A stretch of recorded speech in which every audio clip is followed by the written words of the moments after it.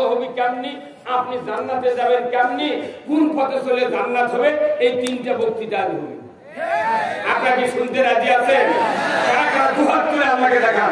লিল্লাহে তাকবীর, নারায়ে তাকবীর। আল কোরআনের আলো সংসদে আলো। এক ফরজ দালালের চালে কিয়ামত পর্যন্ত দেশে শান্তি হবে না।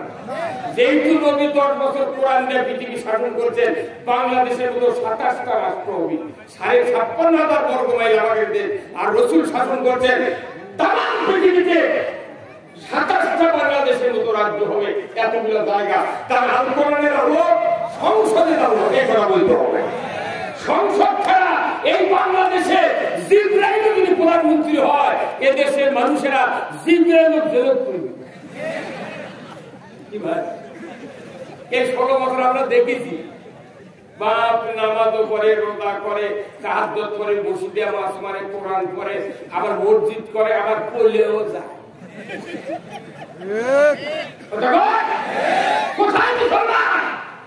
আপনি যদি অন্যায় প্রতিবাদ করেন, আপনাকে আল্লাহর পক্ষ নিতে হবে।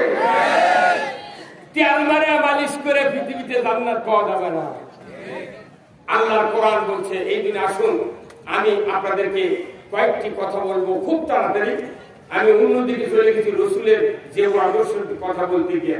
আজকের এই দারসুল কোরআন মাহফিলের সম্মানিত সভাপতি, বিশিষ্ট রাজনীতিবিদ এস.এ. মুখলিসুর রহমান কামরুল ভাই, চেয়ারম্যান 9 নম্বর তিতুল ইউনিয়ন পরিষদ, আল্লাহ ভাইজানকে উমারের মতো যোগ্যতা দিয়ে বলুন আমিন।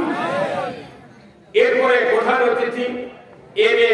আব্দুল মতিন, কেন্দ্রীয় সদস্য, জাতীয় নির্বাহী কমিটি বিএনপি এবং সাবেক আহ্বায়ক ছাত্র দল, ঢাকা বিশ্ববিদ্যালয়, আল্লাহ ভাইজানকে কোরআনের জন্য কবুল করুন বলুন আমিন।